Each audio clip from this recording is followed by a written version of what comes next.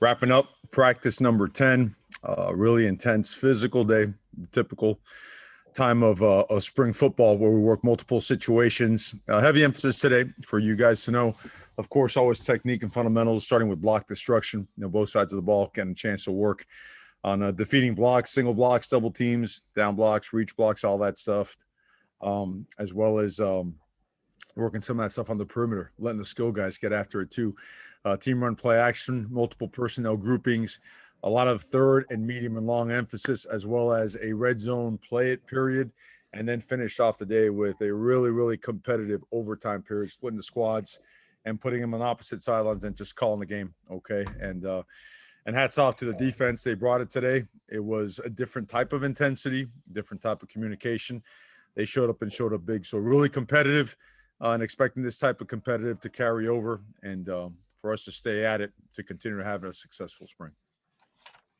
Open it up to questions. James Crapia, the Oregonian. Mario, upon looking back at the film from Saturday and Tuesday and today, just did you see separation in the young quarterback group there to make I don't want to say a change, but to give one more reps with the twos or any reps with the ones this week or going forward? Well, you know what? They're still getting their even reps, and I think their performances merit that. After Saturday, we'll take a look at it again. They all do things well. They've all taken their turns with their mistakes also. The most important part is right now they're getting a ton of reps. They all are. And might be a good idea next time I come in, I'll bring in the actual number of plays and the actual number of passes they've thrown and decisions they've made in the running game. But it is, you're looking at 280 reps, something of that nature, minimum, not counting your 7-on-7 periods and the other stuff. We go, when we go spring ball, we go. So we want to make it not only fair, we want to make it productive. So we'll hopefully have some more info on that for you guys next time. AJ Jacobson, Rivals. Yeah, Coach, I was just wondering, now that you've had the benefit of seeing the film from the scrimmage, any of the offensive linemen kind of, now that you've seen that, stand out and you go, yeah, nice job? Well, a guy that just keeps coming and coming because he's playing with his feet in the ground, getting his hands inside, playing with great leverage, is George Moore, being very physical, very accurate with his hands. TJ Bass has been a very physically dominant player. I think his name gets lost out there. He doesn't get much of the credit, but he's really becoming something special. But I think all those guys are doing a great job. You've heard a lot about the guys that have started here this past year. Guys that really got to be pointed out. Always Alex Forsythe, of course, as a leader because he's a guy that started for us. But Dawson Jaramillo has done a really, really good job. Gosh, I could go right down the line because, you can. We'd be here for a little bit. They're popping. I know a guy like Stephen Jones. I don't know if you've had a chance to speak with him a little bit. He's down to 338 pounds, very lean, could run all day, multiple position value, has played left, has played right, has played inside, done just about everything except snap the ball. The young guys still continue to shine. JD, Jonathan Dennis, I got to really single him out because he's jumped in there, him and Marcus Harper at multiple positions, and they are pushing hard for playing time. Proud of Faope, getting down. He's lost a lot of weight he needed to shed, and he's moving great, very physical, large human, the human eclipse we call him, him and Logan Sakapulo. Just when those guys fit you, I mean, it's, imagine that those two guys fit you and then cross patterns behind them. I mean, you might not find them for half a day. So things like that have really been popping out there in practice. Really, really proud of those guys. Julian Minnesone, KZI. Mario, we saw glimpses of it on Saturday, but what excites you the most about what this offense could look like in the fall now with a full spring with Coach Moorhead? It just feels like a complete offense. It feels like you've had an off season, like you've had time to really jump into the details of the playbook, because if you really want to get good at what you do, you got to know what to do, how to do it, and why we're doing it that certain way. And those are the levels and the things we're hitting on now. When guys understand that, they can play really fast. Coach Moorhead has done an awesome job of incorporating everybody and really spreading the ball around. And the combination of creating explosive plays, of using misdirection, of pushing the ball down the field, also getting it out there horizontally, and getting downhill in the run game, as well as getting wide and outside in the run game. So just we feel like we're getting to a point where the entire playbook is going to be, something that we can use, and he's just using the personnel that we've acquired and that we've developed. So very excited about the offense. Eric Scopel, 247 Sports.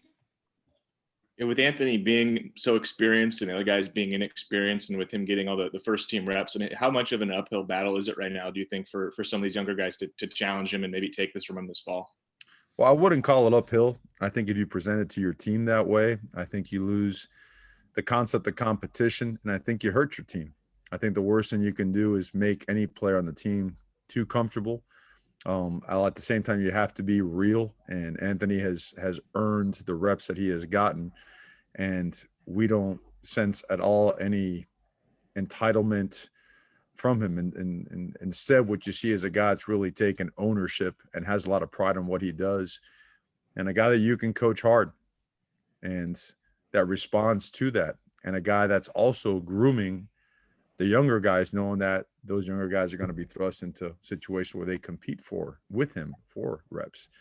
So all in all, I would never, for any of these positions, because you know what, guys, you just never know. You never know what a guy's going to do by practice 14. You never know what he's going to look like after another off season, another summer of conditioning, and then what he's going to do when he comes out there in fall practice. So that's the way we look at it.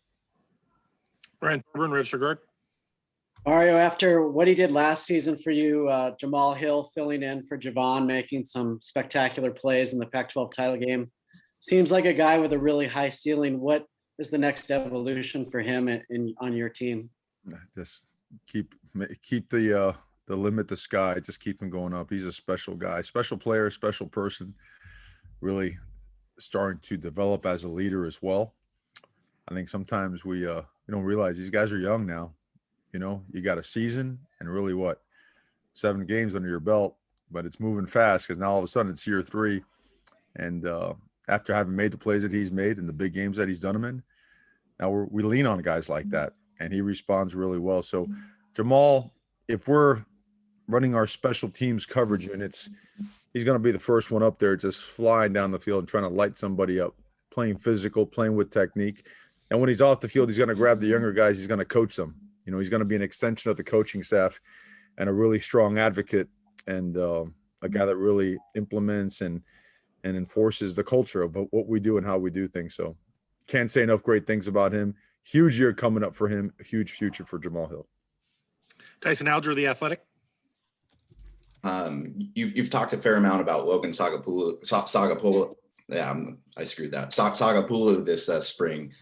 When you guys got him last fall coming off of his mission, just like what sort of shape was he in? And then also on your end from an evaluation standpoint, like putting the faith in a player to sign him and then wait 2 years, and in this case it was 1.5 years for him to come back. Like how much trust and faith do you have to put into that player that 2 years later when you open up that gift that he's going to be in a position to contribute to your football team? Well, he comes from an exceptional family, a family that looked us dead in the eye and said, if this is where he chooses to go and signs with, this is where he's going to come back to when the time is right. And isn't that awesome to know that this day and age that still exists, right? It's he was raised right. He was brought up to do things the right way, to always give his best effort, to stay humble.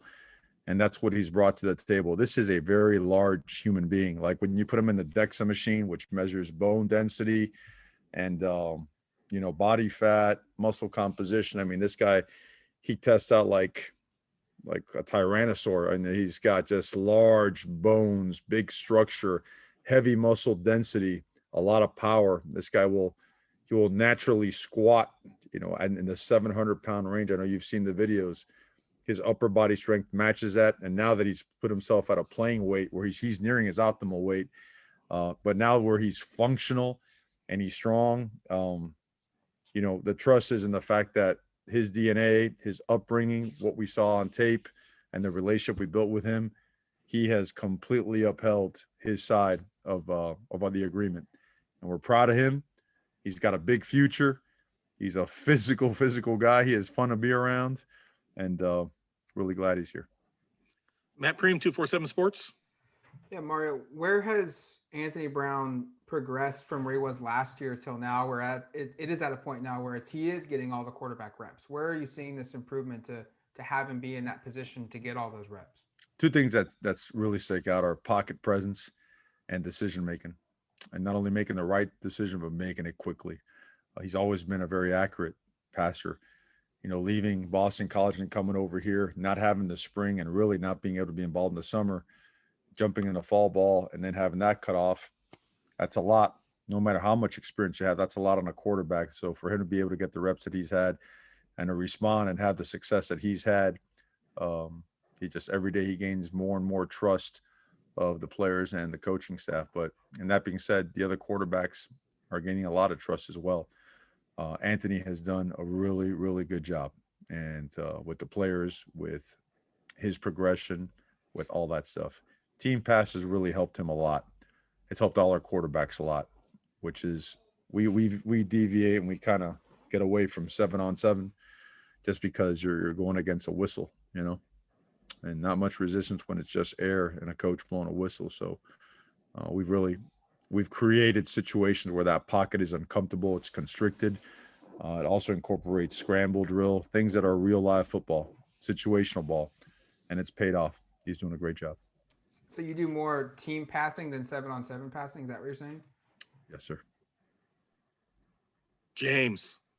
With turnovers such an emphasis for the defense, Mario, this spring, insofar as you can measure it and the progress there, how do you feel like there has been progress? Obviously, we saw on Saturday, Steve with an interception, Bennett nearly with one.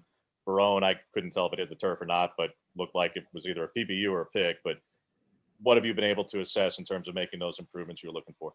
Well, when you make it a huge point of emphasis, it has to be more than verbal, and that's what the coaching staff has done. That's what the players have done. Today was a day where it really, really popped. Today they were extremely active in terms of communication, getting around the football, and getting multiple hats of the ball. Everybody, it seemed like, it was one of those days where it seems like they had an extra guy out there all the time. But it's paying dividends. It is. And we need it, right? If you look at critical statistics in football and how the game has changed, that's one that really, still sticks out as a determinant factor in teams having successful seasons and not. Certainly an area that we had to build upon from last year, because last year we just didn't take it away much, and we gave it away more than we typically have. So on both sides of the ball, it's a really big point of emphasis. So we're spending a lot of time on it. Eric. Coach, it seems like it's far away, but in 10 days it will be the spring game in Autzen. A couple were just, you guys have an idea on the format and then reaction to the release you guys made on Saturday about more fans in the stands? How exciting will it be to have even more people there to enjoy it with you? Yeah, I'll tell you, this past Saturday was an awesome feeling for everybody. It really was. And next Saturday will be even better. Format, we're going to do our best to play football, like a regular game, I should say. I'm sorry. We're going to try to get enough to where it feels and looks like a game, at least for a half, but we want to make it as much game-like as possible. Look, we practice smart. We practice hard, but we practice smart. We're physical, but we stay up off the ground. And this is another opportunity to get better. And that's how our guys see it. Our guys know that we have to play football and play situational football as much as possible. Playing in front of fans is something that our guys, and really not many guys, have done in over a year. There's a lot of value to playing in front of people, and it's no longer ambient noise from a speaker. It's a live crowd, right? Being able to block that out, being able to go and take care of your assignments and play football and be dialed in and locked in. So, but we can expect, your typical spring game here in Eugene. We have time for two more. Ryan Thorburn, register guard. Mario, I think you said you guys have installed enough to last for 2.5 seasons already. Given that you've thrown so much at these guys, what do you kind of want the focus to be for this last third of spring practice? Sure.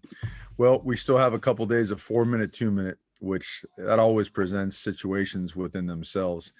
And a couple more days to short yardage and goal line. We're incorporating red zone, third down ball, short, medium, and long all the time. We're incorporating 2-minute drill in every single practice. So by the end of spring ball, we would have hit our benchmarks for all those situations and then some, which is going to provide us with great cut-ups, great experience, great teaching tapes for the offseason. But the message today when we were done with practice is that we just got to stay at it. You know, there can't be any type of fading into, okay, it's practice 10, now we're getting to the last couple. It just doesn't work that way. Not for a team that's trying to get better and trying to continue to elevate the standard. And the older guys, they've done a really good job of pressing that issue. Added competition has made our program better. It certainly has upped the level of urgency out there. You could see it, you could feel it, the intensity. So all those things will be emphasized to make sure that everything we're doing is quality work to be able to give us the best opportunity to win football games. Last question, James. Mario, just a couple of rules changes that I wanted your thoughts on. Prop just announced the change to the overtime rule, so forcing the 2-point conversion tries, starting with the second one, and then that they're bringing forth, it sounds like this proposal to change the fall camp to the 9 helmets only, 8 shells, 8 full contact, 2 scrimmages, you know, a lot less contact, getting rid of the Oklahoma drill. I don't know if that knocks out your hamburger drill. So just what are your thoughts on all these various changes that are coming or being discussed? Well, I got to look at them all, quite honestly. I know it, since it wasn't part of like today's practice, I know there's some really important changes and a lot of critical data to review. Set aside time for later today to review all that. But right now, without having really taken a deep dive into them, it's hard to comment on that stuff. But the 2-point play stuff, you know, I guess, you know, we haven't had multiple overtime games, at least not ones that have gone into, you know, really deep in overtime. But I know that some of the games that have spurred those kind of changes. So those are all things part of the game, man. Keep evolving, keep changing, roll with it, and do the best that you can for your team to give yourself a chance to win. Thanks, Coach. Appreciate your time. Okay, appreciate you guys. Have a good one.